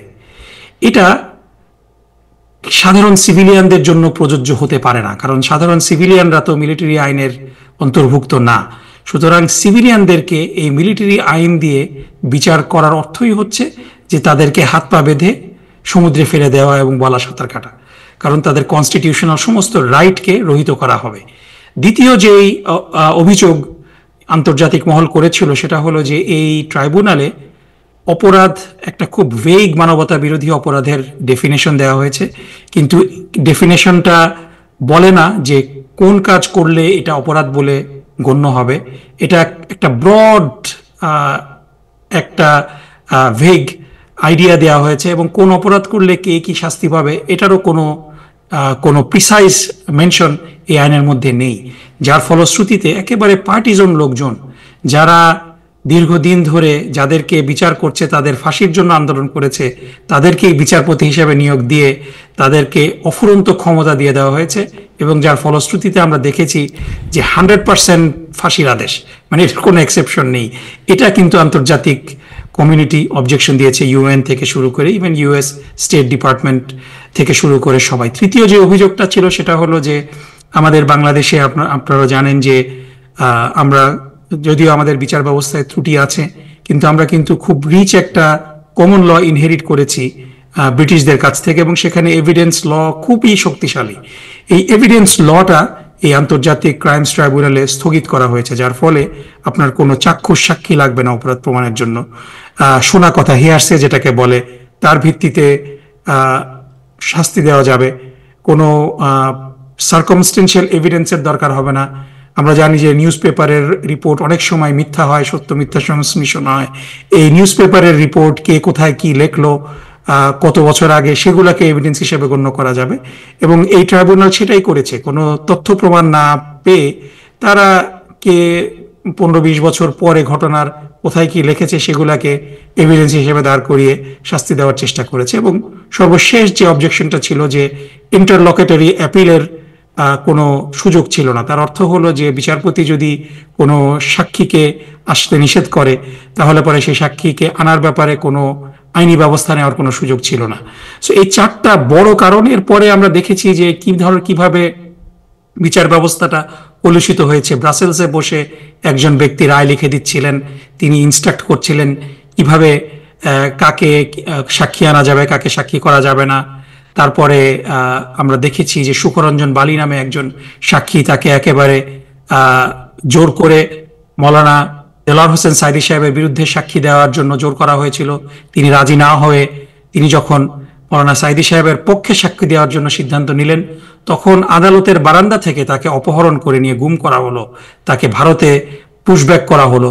এভাবে আমরা দেখেছি যে একেবারে তারপরে বিচারপতি সুরেন্দ্র কুমার সিনহা তিনি নিজামুল হক নাসিমকে বলছেন যে সরকার তো পাগল হয়ে গেছে রায়ের জন্য, 2-3টাকে ঝুলাই দাও, তোমাকে আমি অ্যাপিলেট ডিভিশনে নিয়ে আসবো। সো এইভাবে যে একটার পর একটা কলুষিত অবস্থাতে, এবং আমরা দেখেছি যে কিভাবে সাক্ষীদেরকে একটা সেফ হাউসে রেখে লগ মেনটেন করে, সেই লগটা এখনো আমাদের কাছে আছে। সেই লগে দেখা যায় যে সাক্ষীদেরকে বারবার করে এনে তাদেরকে ট্রেনিং দিয়ে তাদেরকে মিথ্যা সাক্ষী দেওয়ার ব্যবস্থা করা হয়েছে, যে অন্ধকারের মধ্যে আমাবস্যার রাতে 3 মাইল দূর থেকে নাকি তারা যাদেরকে অভিযুক্ত তাদেরকে দেখেছে, এবং প্রত্যেকটা সাক্ষী পরবর্তীতে স্বীকার করেছে যে তাদেরকে জোর করে অর্থ প্রলোভন দেখিয়ে, মৃত্যুর হুমকি দেখিয়ে তাদের থেকে সাক্ষী আদায় করা হয়েছে। সো এরকম একটা নেক্কারজনক বিচার ব্যবস্থার মাধ্যমে আমার বাবা সহ জামাত ইসলামীর শীর্ষ নেতৃবৃন্দ, শহীদ সালাউদ্দিন কাদের চৌধুরী সহ অসংখ্য নেতা কর্মীদেরকে হত্যা করা হয়েছে বিচারিকভাবে। এবং মানে এটা কি বলা যায় যে ভাগ্যের কি নির্মম পরিহাস, যে গর্ত শেখ হাসিনা তার রাজনৈতিক প্রতিপক্ষকে ঘায়েল করার জন্য যে গর্ত করেছেন, আজকে সেই গর্তেই তিনি পড়ে গেলেন। কিন্তু আমরা বারবার দাবি জানিয়েছি যে যেই কলঙ্কময় বিচারের নামে প্রহসনের মাধ্যমে আমার বাবা সহ অন্যান্য জামাত নেতৃবৃন্দ এবং শহীদ সালাউদ্দিন কাদের চৌধুরী বিএনপির নেতা তাকে হত্যা করা হয়েছে, সেই একই কলুষিত বিচার যেন না হয়। এ কারণে আন্তর্জাতিক কমিউনিটির সাথে ট্রাইব্যুনাল বসেছে বারবার।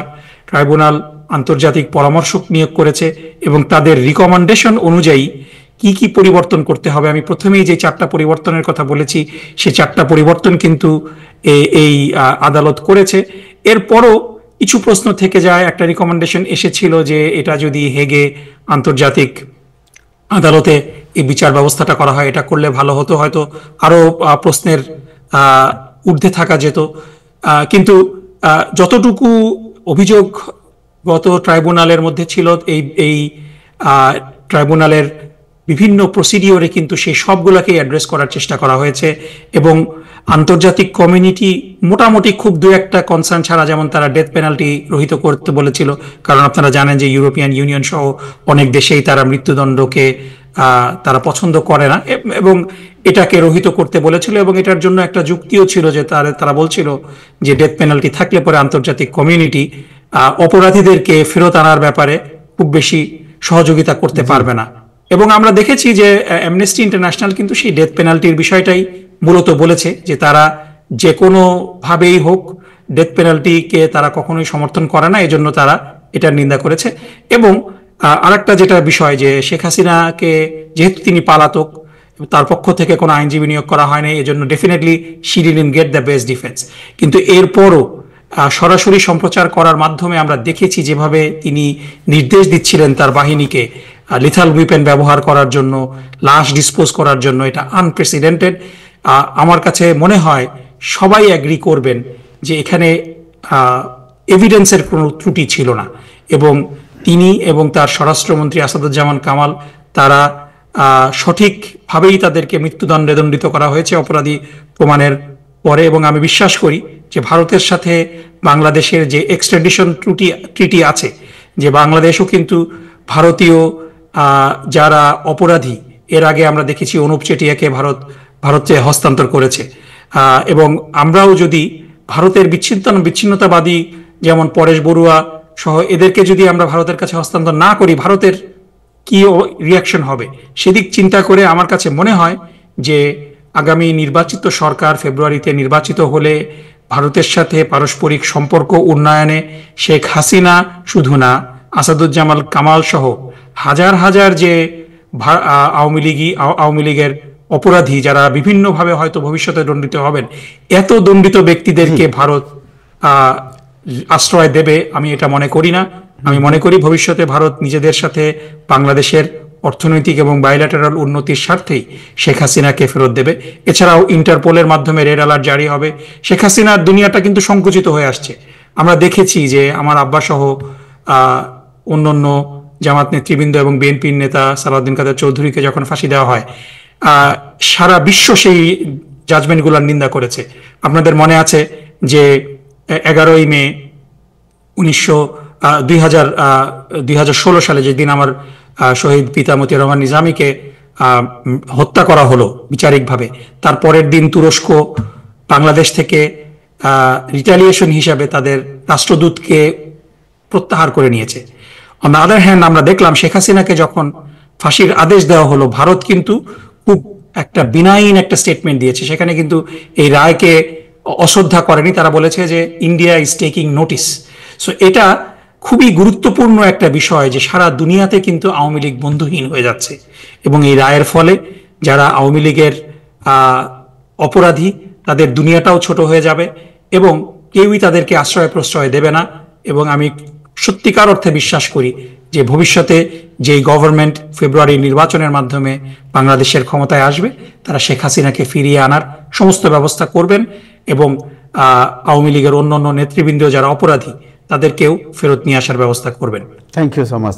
Thank you so much. জনাব মোহাম্মদ ভাই, এনিথিং এলস আপনি এড করবেন? না, এই বিষয়টা তো আমি একটু দূরে আছি গত 41 years.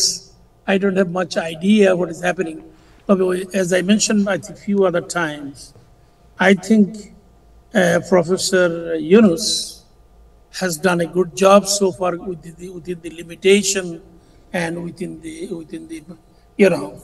impossibility to possibility করার যে একটা প্রচেষ্টা ওনার ভিতরে এবং সারা পৃথিবী যেভাবে আগে আসছেন তাকে সাহায্য করার জন্য, এইসব কারণেই হয়তো এখন যতটুকু দেখতেছি এই কাজগুলোকে কার্যকরী করা হচ্ছে এবং অনেক সংশোধনী করা হয়েছে বিভিন্ন ক্ষেত্রে। আমরা হয়তো জানি না, যেহেতু আমরা থাকি বাইরে, আবার এত ইন্টারেস্ট নিয়ে দেখারও সুযোগ পাই না। কিন্তু আমি মনে করি যতগুলি কমিশন করছেন, এই কমিশনগুলোর যেসব রিকমেন্ডেশন আসছে, যদি সে অনুযায়ী যদি নতুন সরকার গঠিত হয় ফেব্রুয়ারিতে আর হোয়াটএভার ইট ইজ, তারা যদি অন্তত ইতিহাস থেকে শিক্ষা নেয়। দুর্ভাগ্য হলো কেউ নেয় না ইতিহাস থেকে শিক্ষা, সেখানেই সমস্যা। I think that is what it is. We are expecting Thank good you. future, better future for Bangladesh and all. Right, doctor Nakib, আপনার কাছে একটা প্রশ্ন করতে চাই, দুটো প্রশ্ন। একটা হচ্ছে যে ফার্স্ট অফ অল যে আপনার ফাদার জনাব মতিউর নিজামী সাহেবকে ফাঁসি দেওয়া হয়েছিল এবং ডেফিনেটলি আপনার ফ্যামিলির একটা অন্য ধরনের অনুভূতি আছে। সো বর্তমান যে শেখ হাসিনার যে বিচার হলো এবং আপনার আব্বার যে বিচার হয়েছিল, এই দুটোর মধ্যে কী ধরনের পার্থক্য আছে বলে আপনি মনে করেন? এবং আপনার আব্বার সাথে সর্বশেষ কোনো কথা হয়েছিল কিনা ওনার এই ফাঁসি দেওয়ার আগে, এবং তিনি কি বলেছিলেন?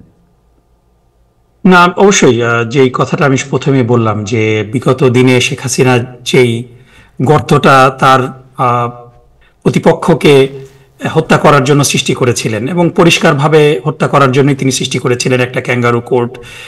সেই ক্যাঙ্গারু কোর্টে মানে দৃশ্যমান পার্থক্যগুলো তো আমি বললাম যে চারটা ব্যাপারে ইন্টারন্যাশনাল কমিউনিটি অবজেকশন দিয়েছে, আমি আবার রিপিট করছি না।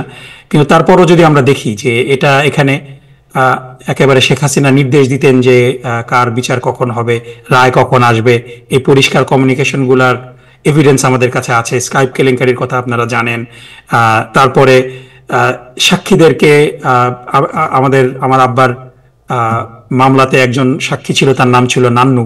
সে নান্নু নিজে স্বীকার করেছে যে তাকে অপহরণ করে প্রধানমন্ত্রীর সামনে নিয়ে যাওয়া হয়েছে এবং প্রধানমন্ত্রী তাকে বলেছে যে সে যদি সাক্ষী দেয়, মিথ্যা সাক্ষী দেয়, শিখানো সাক্ষী দেয়, তাহলে পরে তাকে একটা লোন দেওয়া হবে এবং এই লোন তার ফেরত দেওয়া লাগবে না এবং তার ছেলেকে পুলিশের চাকরি দেওয়া হবে এবং এটা যদি সে না করে তাহলে তাকে গুম করে ফেলা হবে এবং তার ছেলের চাকরি দেওয়া হবে না। সো এইভাবে মানে এটা তার নিজের কথা এবং সে নান্নু কিন্তু এখন পলাতক, সে নান্নুকে খুঁজে পাওয়া যাচ্ছে না। যদিও তার ছেলে যাকে শেখ হাসিনা এই ডিলের মাধ্যমে চাকরি দিয়েছে সে চাকরিতে বহাল। আমি সরকারের কাছে এখনো দাবি করব যে এই নান্নু সাহেবের ছেলের চাকরিটার ব্যাপারে তাকে তদন্ত করা হোক, যে হত্যার বিনিময়ে একজনকে ফাঁসির মিথ্যা সাক্ষীর বিনিময়ে চাকরি দেওয়া এটা কোনোভাবে অ্যাকসেপ্টেবল হতে পারে না। এছাড়াও আমরা দেখেছি যে কিভাবে সাক্ষীকে অপহরণ করা হয়েছে। মামলাগুলা একেবারে এত বেশি মানে কি বলা যায় যে দুর্বল, যে আপনারা যদি বিচারটা পড়েন, বিচারক বলতে বাধ্য হয়েছে যে প্রসিকিউশন মামলার অপরাধ প্রমাণ করতে পারেনি, কিন্তু জাতীয় স্বার্থে তাকে ফাঁসি দিতে হবে এটা তিনি মনে করেন। এ ধরনের মানে ইনসিকিউর এবং ইনএফিশিয়েন্ট বিচারপতিরা এই বিচার করেছে এবং যার ফলশ্রুতিতে আমরা দেখেছি যে দেখেন আমার আব্বার যখন ফাঁসির আদেশ হলো তখন তিনি জেল থেকে মেসেজ পাঠিয়েছেন যে এই বিষয় নিয়ে যেন কোনো বড় ধরনের প্রোটেস্ট না হয়, কারণ তিনি আমার আম্মাকে বলেছেন যে খাঁচায় যখন একটা পাখি বন্দি থাকে তখন পাখি যতই ডানা ঝাপটাক সে তার নিজের পাখাগুলাকেই আহত করে, আসলে এর কোনো ফল হয় না। এবং তিনি নির্দেশ দিয়েছিলেন যারা ভালোবাসে তারা যেন শান্তিপূর্ণভাবে প্রতিবাদ করে, কোনো ধরনের যেন উচ্ছৃঙ্খল আচরণ না করে। এবং আমরা দেখেছি যে এই শান্তিপূর্ণ প্রোটেস্টগুলাকেও কিভাবে দমন করা হয়েছে। তাকে যখন সর্বশেষ হত্যা করা হলো, মানুষকে একেবারে ভোর রাতে তার লাশ এলাকায় নিয়ে যাওয়ার চেষ্টা করা হয়েছে, বেলা ওঠার আগে দাফন সম্পন্ন করার চেষ্টা করা হয়েছে, মানুষ যাতে জানাজাতে শরিক না হতে পারে সেই চেষ্টা করা হয়েছে। কিন্তু পুলিশের গ্রেফতার, নির্যাতন সব কিছু প্রতিরোধ করে লক্ষ লক্ষ মানুষ সেদিন আমার আব্বার জানাজায় শরিক হয়েছে। শুধু সেটা না, সারা দুনিয়াতে হাজার হাজার গায়েবানা জানাজা হয়েছে। অন দ্য আদার হ্যান্ড আমরা যদি কন্ট্রাস্টটা দেখি, সাইদি সাহেবের মামলার পরে আপনারা জানেন যে মানুষ বের হয়ে এসেছিল রাস্তায়, পুলিশ গুলি করে 200-রও বেশি মানুষকে হত্যা করেছিল। On the other hand Sheikh Hasina নিজে, জামাত নেতৃবৃন্দ তাদের সমর্থকদেরকে শান্তিপূর্ণভাবে প্রতিবাদ করতে বলেছেন। On the other hand Sheikh Hasina তার সমর্থকদেরকে ভায়োলেন্ট হতে বলেছেন। তিনি বলেছেন যে একটা হত্যা করলেও হত্যা মামলায় হবে ফাঁসি, 100টা হত্যা করলেও ফাঁসি হবে, তাহলে 100টাই করো।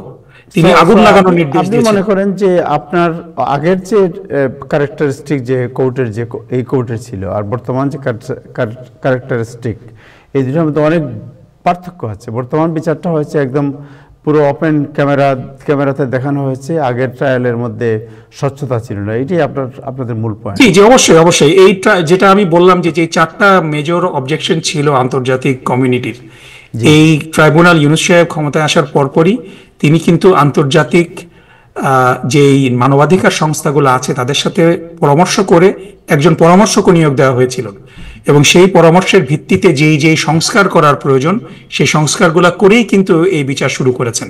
এবং আমরা দেখেছি যে আমার আব্বা যখন ট্রায়ালে ছিলেন তখন খুব রেস্ট্রিকশন ছিল। ডেভিড বার্গম্যান যখন শুধুমাত্র লিখতেন কিছু কথা, তিনি কথাগুলো লেখলে পরেও তাকে শাস্তি দেওয়া হতো, কয়েকবার তাকে আদালতে দাঁড় করিয়ে রাখা হয়েছে, গোপনীয়তা রক্ষা করা হতো।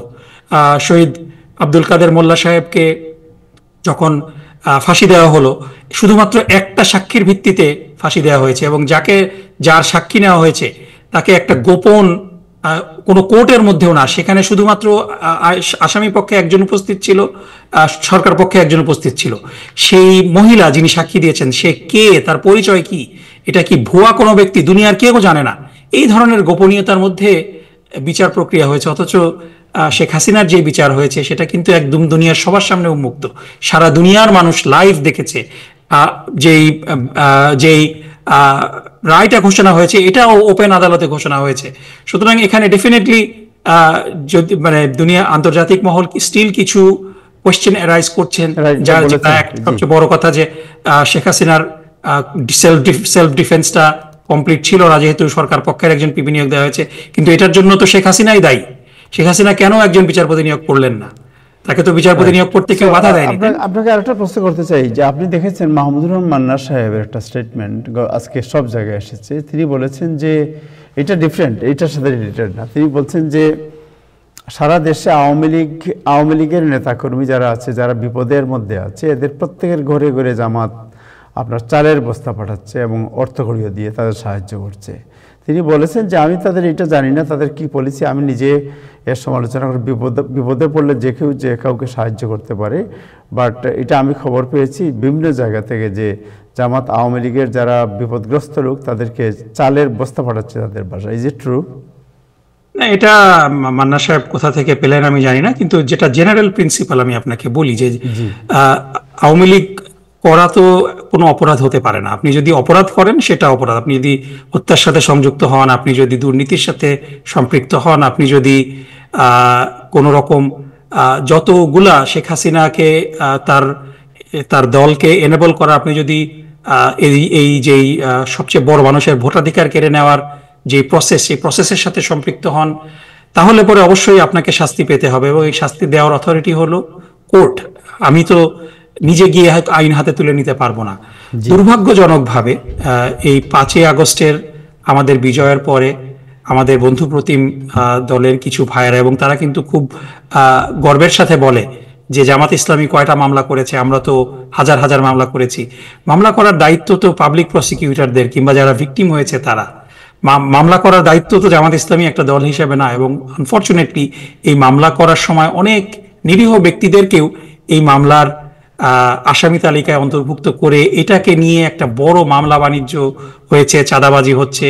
সো এই যে যারা নিরপরাধ মানুষ, যারা বিভিন্ন নির্যাতনের শিকার হয়েছেন, তাদের বাড়ি গিয়ে পুড়িয়ে দেওয়া হয়েছে কিংবা তাদেরকে বিভিন্নভাবে আক্রমণ করা হয়েছে, এদের পাশে দাঁড়ানো, কিংবা ধরেন আপনার আওয়ামী লীগ করে একটা লোক পালিয়ে গিয়েছে, তার পরিবার একেবারে অসহায়, সো সেই অসহায় পরিবারের পাশে দাঁড়ানো, এটা তো সাধারণ মানবীয় বোধ থেকেই দাঁড়াচ্ছে। এবং এটা তাদের আওয়ামী লীগ পরিচয়ের জন্য না, বাংলাদেশ জামাত ইসলামী বাংলাদেশের যে কোনো জায়গায় যারাই নির্যাতিত, যারাই অভাবী, তাদের সেই অভাব মেটানোর জন্য সামান্য চেষ্টা করে। এবং এটা কিন্তু শুধু যে এবার হচ্ছে তা না, আমরা দেখেছি যে বিগত দিনগুলোতে, স্পেশালি 2013-14 সালের পরে আমরা দেখেছি যে আওয়ামী লীগের মামলা বাণিজ্য, আওয়ামী লীগের নিষ্পেষণে নেতাকর্মীও কিন্তু চলে গিয়েছিল। আমরা কিন্তু সেই বিএনপি নেতাকর্মীদেরকেও কিন্তু আমরা অনেক সাহায্য সহযোগিতা করেছি। স্পেশালি আমি আপনাকে পার্টিকুলার একটা এক্সাম্পল দেই, যে আপনারা জানেন যে নাটোর নওগাঁর কাছাকাছি, তিনি মূলত বগুড়ার মানুষ, কিন্তু নাটোর থেকে তিনি পৌরসভা চেয়ারম্যান, খুবই জনপ্রিয় পৌরসভা চেয়ারম্যান ছিলেন বিএনপির, সানাউল্লাহ সাহেব। তাকে কিন্তু রাস্তায় পিটিয়ে হত্যা করেছিল আওয়ামী লীগের লোকজন। এবং তিনি যখন নিহত হলেন, শহীদ হলেন সানাউল্লাহ সাহেব, তারপরে তার পরিবারের উপরে অবর্ণনীয় নির্যাতন নেমে এসেছিল। কিন্তু সেই সময় তার পরিবারের পাশে তার নিজের দলের লোকজন কিন্তু বিভিন্ন কারণেই দাঁড়াতে সাহস পায়নি, তাদেরকে পুরো পরিবারটাকেই দেখভাল করেছিল কিন্তু জামাত ইসলামের লোকজন সে সময়। যার কারণে আমরা দেখছি যে বগুড়া, নাটোর, নওগাঁ অঞ্চলে বাংলাদেশ জামাত ইসলামীর অসম্ভব জনপ্রিয়তা বৃদ্ধি পেয়েছে। এবং এটার এই কারণ এটাই যে সেই সময় বিএনপির অনেক কর্মী সমর্থক তারা আওয়ামী লীগের নির্যাতিত হয়, তাদের আমরা সহযোগিতা করেছি। এটা হিউম্যানিটেরিয়ান গ্রাউন্ডে সাহায্য করা হচ্ছে, এটা মনে অবশ্যই অবশ্যই। ওকে, উনি যা বলছেন আমি আপনাকে তার জাস্ট ভিডিও দেখাতে পারবো না, বাট অডিওটা আমি শোনাই উনি কি বলছেন। আমি শোনাচ্ছি আপনাকে। মফস্বল থেকে ঘুরে আসেন, এসে আমাকে বলছেন, ভাই আপনারা কি কাজ করেন? ওই যে জামাত ইসলাম দেখেন, এলাকায় এলাকায় আওয়ামী লীগের যে সমস্ত নেতা কর্মীরা পালিয়ে আছে, ওদের এখন ঘর সংসার চলছে না, অভাব, ওদের বাড়িতে রাত্রেবেলা গোপনে চালের বস্তা পাঠায়। আমি জানি না কিন্তু ঠিক কিনা, আমি জামাত ইসলামের সমালোচনা করার জন্য এটা বলছি না, অন্য কোনো কারণে বলছি না, কিন্তু এই কথা আমি অনেক জায়গায় শুনেছি যে দুস্থদের বা অন্য যারা যারাই আছে তাদেরকে টাকা পয়সা দেয় নাকি, তারা চাল দেয়, অন্যান্য সাহায্য করে। আমি বললাম ভাই আমার তো এই চাল কেনার টাকাই নেই, নিজেই ঠিক মতো চাল কিনতে পারি না, অন্য মানুষকে দেবো কিভাবে? ওদের আছে, ওরা দেয়। এটার মধ্যে দিয়ে সে কাছে যাচ্ছে, কি ধরনের মনে হচ্ছে একটা জামাত রিভাইভালিজম হচ্ছে না, তো সেটার কারণ একটা বড় নতুন আদর্শ ইসলাম ইত্যাদি ইত্যাদি এগুলো নয়, এগুলো হচ্ছে প্র্যাকটিক্যাল কর্মসূচি যা আপনি পালন করছেন। এবং এই যে মানুষের মধ্যে অভ্যুত্থান বলছেন, সেই অভ্যুত্থান কিন্তু সবকিছুর প্রেক্ষিতেই হতে পারে এবং সেটার লক্ষ্য দেখছি। আজকে আমার বাসায় একজন গেস্ট আসছেন, উনি মফস্বল থেকে ঘুরে আসেন, এসে আমাকে বলছেন, ভাই আপনারা কি কাজ করেন? ওই যে জামাত ইসলাম দেখেন, এলাকায় এলাকায় আওয়ামী লীগের যে সমস্ত নেতা কর্মীরা পালিয়ে আছে, ওদের এখন ঘর সংসার চলছে না, অভাব, ওদের বাড়িতে রাত্রেবেলা গোপনে চালের বস্তা পাঠায়। আজকে আমার বাসায় একজন গেস্ট আসছেন, এটাই আপনার, এটাই উনি বলছিলেন। জি জি, এটা ডেফিনেটলি শুধু আওয়ামী লীগ বলে না, যেটা বলছি যে কোনো মানুষ যারা বিপদে আছে তাদের সবার পাশেই জামাত ইসলামী দাঁড়াবে, এবং এবং এটা রিগার্ডলেস তাদের ধর্ম পরিচয়। এটা কি আপনারা পরস্পর বিরোধী মনে করেন না যে এইদিকে জামাত ইসলামের আওয়ামী লীগের বিরুদ্ধে কথা বলছে, অন্যদিকে গোপনে? এটা অনেকে মনে করছেন যে না, এটার সাথে তো রাজনীতির কোনো সম্পর্ক নেই ভাই। আপনার যিনি খেতে পাচ্ছেন না, যেই পরিবারের যিনি মূল ব্যক্তি তিনি আওয়ামী লীগ করতে পারেন, সে তো পালিয়ে আছে, তাকে আপনি আইনের হাতে সোপর্দ করেন, কিন্তু তার কারণে তার পরিবার কেন সাফার করবে, না খেয়ে থাকবে? সো এরকম অবস্থা হলে পরে তাদের পাশে দাঁড়ানো তো এটা তো একটা মানবীয় একটা দায়িত্ব, এবং এই দায়িত্ব জামাত ইসলামী শুধু আজকে না, আমি যেটা বললাম যে 2013-14 সালের পরে বিএনপির নেতা কর্মীদের পাশেও জামাত দাঁড়িয়েছে, কারণ তাদেরও যিনি ব্রেড উইনার তিনি পালিয়ে আছেন কিংবা জেলে আছেন, তাদের পরিবারকে দেখভাল করার কেউ নেই। সো আমরা তো এটা জামাত ইসলামীর পক্ষ থেকে এটা আমাদের তৃতীয় দফা কর্মসূচি, সমাজ কল্যাণ এবং সামাজিক ন্যায় বিচার প্রতিষ্ঠিত করা, দুস্থ মানুষের পাশে দাঁড়ানো, এটা আমাদের পার্মানেন্ট তৃতীয় দফা কর্মসূচি। Thank you so much, thank you professor Nakibur Rahman, thank you, আপনাকে অনেক ধন্যবাদ সময় দেওয়ার জন্য। আজকে আর সময় হবে না, অন্যদিন আপনার অন্য বিষয় নিয়ে আলোচনা করব। দর্শক, আজকে এ পর্যন্ত, আগামীকাল আবার দেখা হবে, সবাই ভালো থাকবেন, খুদা হাফেজ।